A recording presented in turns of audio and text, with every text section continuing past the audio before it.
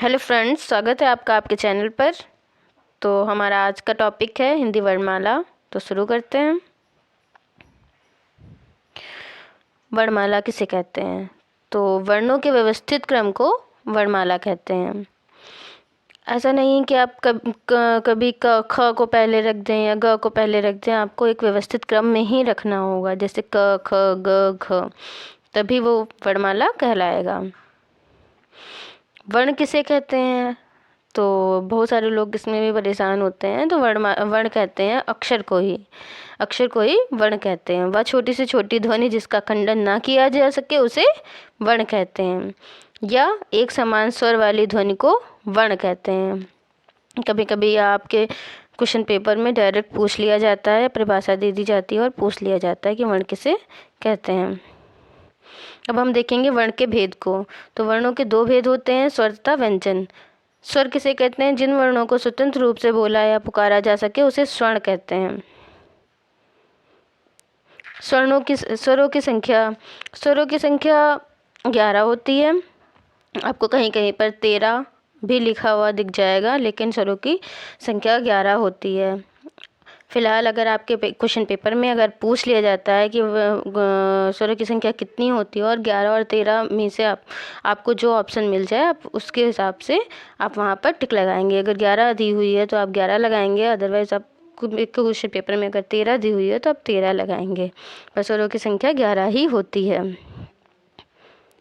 स्वर होते कौन कौन से हैं? तो छोटा आ, बड़ा आ, छोटी बड़ी ई, छोटा ऊ, बड़ा ऊ, री, ए, ओ, औ। ये 11 स्वर होते हैं। इसमें हम अंग और आहा को नहीं गिनते। अंग को अनुस्वार कहा जाता है और आहा को विसर्ग कहा जाता है, इसीलिए हम अंग और आहा को स्वरों में नहीं गिनते हैं।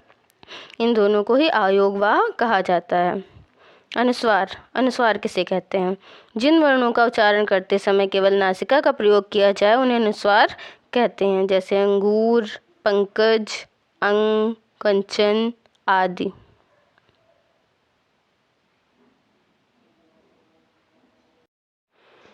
विसर्ग की ध्वनि भी अनुस्वार की तरह स्वर के बाद आती है। अतः, जब हम अतः को बोलते हैं तो पहले हमें त की आवाज़ सुनाई देती है, उसके बाद विसर्ग की आवाज़ आती है। इसी तरह अनुस्वार में भी जब हम बोलते हैं, जैसे पंकज, तो पंकज में पहले प की आवाज़ आती है, बाद में अंग की आवाज़ आती है। तो इसी तरह विसर्ग होता है आपका अतः, स्वतः और दुख। अयोगवाह, जैसा कि मैंने पहले बताया, जिनका योग ना होने पर भी जो साथ में रहें उन्हें अयोगवाह कहते हैं। ये कौन कौन से? इसी में आपका अंग और अह आ जाएगा। व्यंजन। हिंदी वर्णमाला में व्यंजनों की संख्या 33 मानी जाती है। इसमें ड और ढ को नहीं जोड़ा गया है। इन्हें द्विगुण या उत्क्षिप्त व्यंजन या नवविकसित ध्वनियाँ कहा जाता है। स्वरों का वर्गीकरण। मात्रा या उच्चारण के आधार पर स्वरों के प्रकार।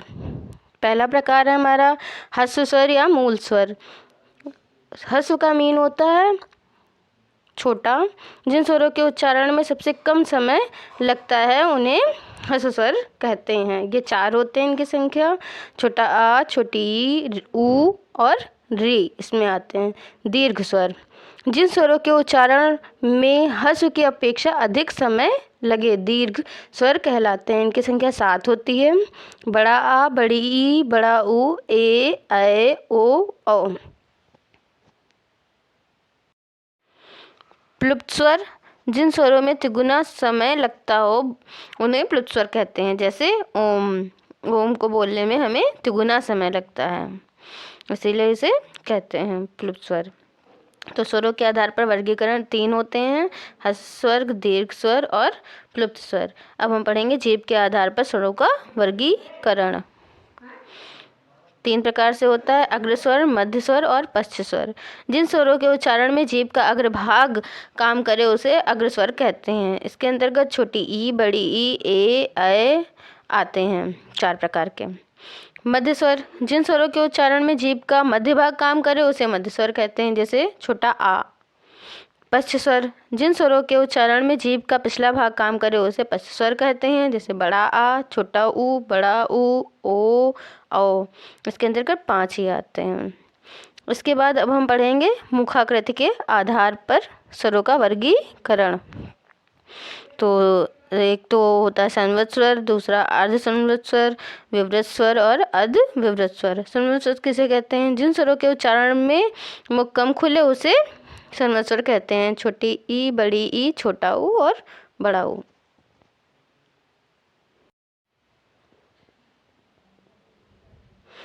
अर्ध संवृत स्वर, जिन स्वरों के उच्चारण में मुख संवृत स्वर की अपेक्षा थोड़ा सा ज़्यादा खुले उसे अर्ध संवृत स्वर कहते हैं, जैसे ए और ओ।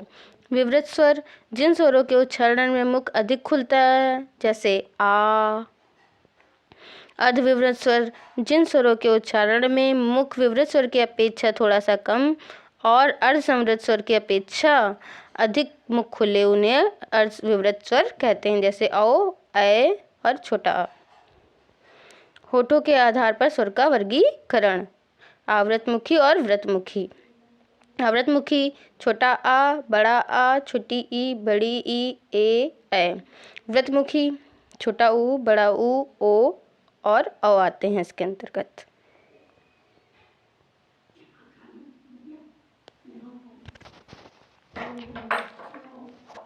बोल रही है वो, बोल रही हो भी। अब हम पढ़ेंगे स्वरों तथा व्यंजनों के उच्चारण स्थान, जो कि क्वेश्चन पेपर में बहुत अधिक पूछा जाता है। तो सबसे पहले आप एक तरफ उच्चारण, दूसरी तरफ आपके सारे अक्षर लिखे हुए हैं। इधर आपका सबसे पहला जो आपका वर्ण होता है तो छोटा अ से छोटा आ, जैसा कि आपकी वर्णमाला में सबसे पहले आने वाला अक्षर है, तो आप इससे याद रख सकते हैं कि पहले अक्षर जो होगा वो अघोष होगा, दूसरा अघोष होगा, उसके बाद आने वाले तीनों सघोष कहलाते हैं, सघोष, सघोष।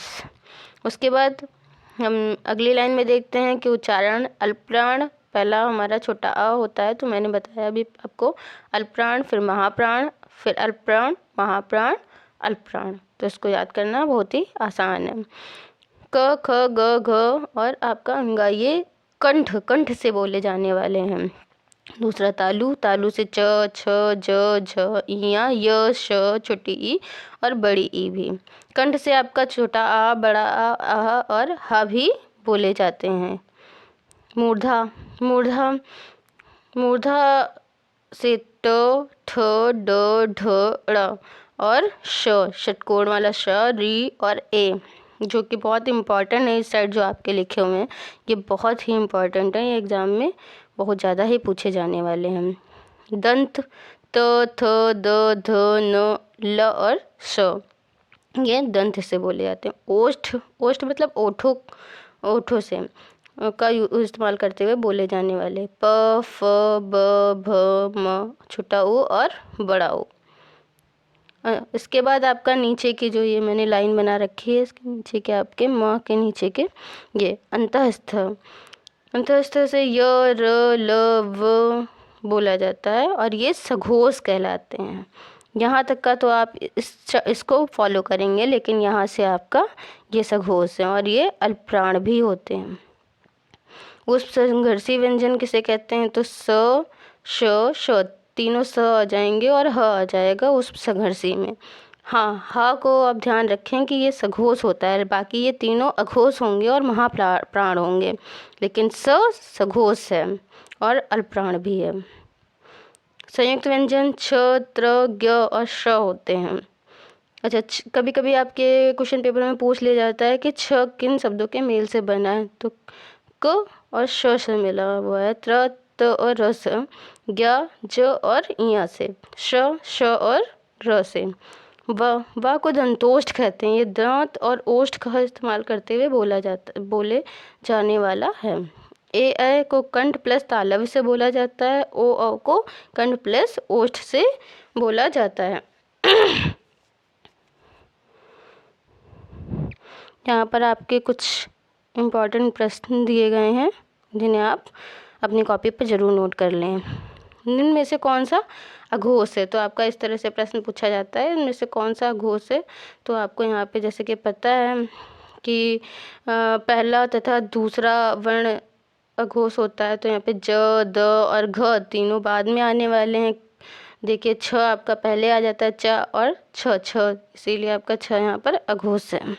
घोष किसे कहते हैं। घोष आप जानते हैं कि वर्ण की तीसरा, चौथा और पांचवा होता है।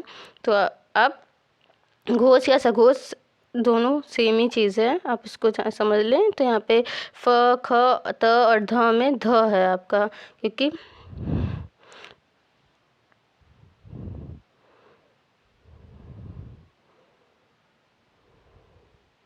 त, थ, द, ध तो आपका चौथा वर्ण है, तो इसलिए आपका ध। स्पर्श व्यंजनों की संख्या होती है 25। क से माँ तक के जो वर्ण होते हैं उन्हें हम स्पर्श व्यंजन बोलते हैं। स्पर्श संघर्षी व्यंजन बोलते हैं चा से इया तक को, जिसमें इया को नासिक कहते हैं। आगत वर्ण ज और फा को कहा जाता है, इन्हें गृहीत ध्वनियाँ भी कहा जाता है। संघर्षी व्यंजन ख, ग, ज, श और फ इसके अंतर्गत आते हैं। द्विगुण या उच्छिष्ट व्यंजन मैंने पहले ही आपको बताया था, द और ढ होता है। लुंठित या प्रकंपित वर्ण र को कहा जाता है।